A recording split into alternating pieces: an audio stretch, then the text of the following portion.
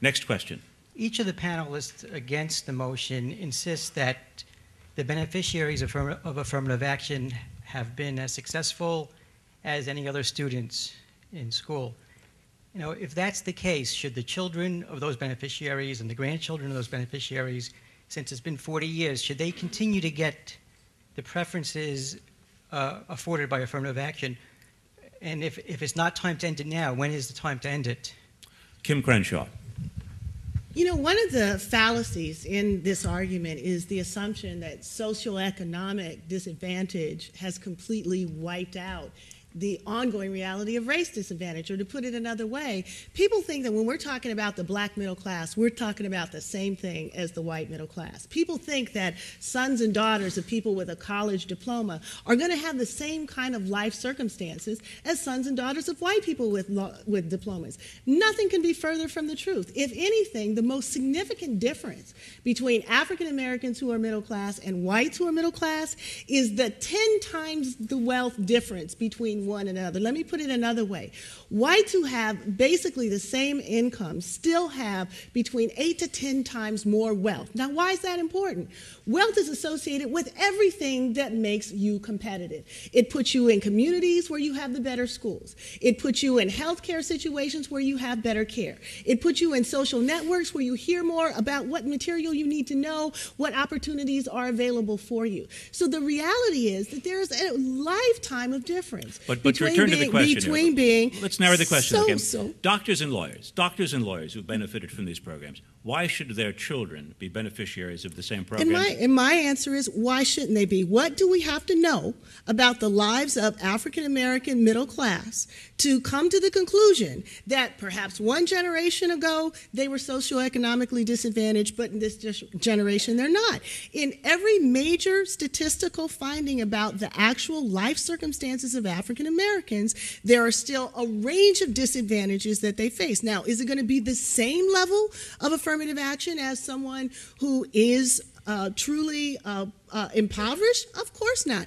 But most affirmative action programs don't function that way. They give you benefits for both being socially, economically disadvantaged and race as well. The point is, race still marks life of African Americans. Any comments on this from the movers? Joseph Range Phillips. of disadvantages do not come with a black face. And this is why earlier I said we need to talk about people, because when we start talking these broad terms, we're talking about the black middle class. I happen to live in Los Angeles, down the street from Calabasas, California, which is one of the wealthiest communities in America.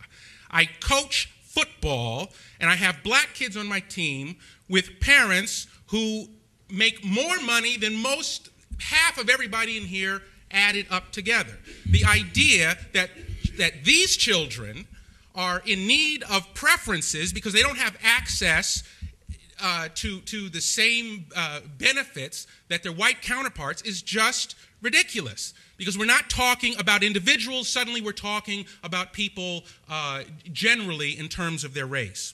I also want to go back to address something else that was said, this idea of this testing. Look, right now, these are the tests that we're using. And I want you to listen very closely. What we're talking about, the test, not the preparation, and on and this. The underlying message is that our kids can't compete, that my 3 sons cannot compete, and I don't buy it. If we want to get rid of these tests, then let's get rid of them. Whatever standard we use, the standard should be applied equally to all kids. Robert? That's what we're saying here. Briefly from John McWhorter, and then a reply perhaps from the opponents. John McWhorter.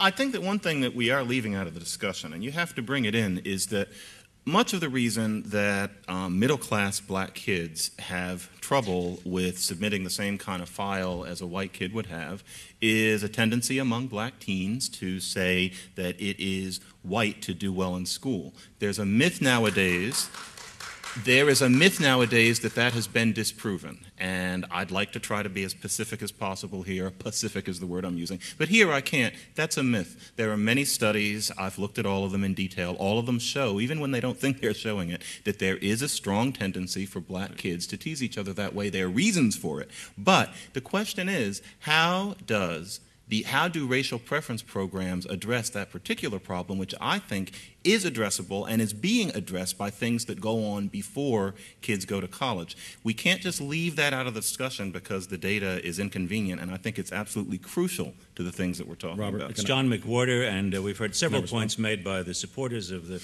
motion. So to the opponents, and Tim Wise, yes. I just, responding to the last thing John said, I think it's interesting that he's upset about supposedly, ostensibly middle-class black kids saying that it's white to be smart and somehow that's their pathology and that's the problem we should address. It's an issue. We could discuss it at a different time. What I find interesting about it is that you, John, are affiliated with the Manhattan Institute, which has received money from the Bradley Foundation, hundreds of thousands of dollars.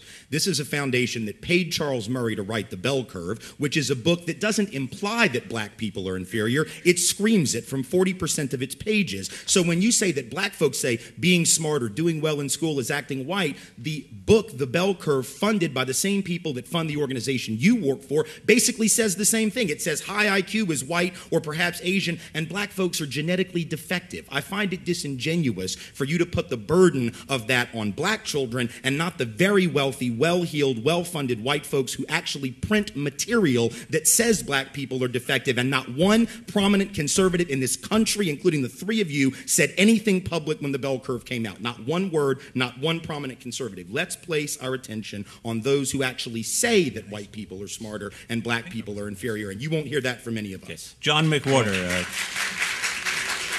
John McWhorter, quick reply, then we'll get another question. Yes. Sure. When the Bell Curve came out, I was very young. I had no public presence. I was studying linguistics, and so I don't know what I would have said. To the extent that Bradley funded that book, which I frankly did not know, and that they fund some work that the Manhattan Institute does, that's certainly true. Charles Murray has nothing to do with the Manhattan Institute and stopped, as a matter of fact, while he was writing that book.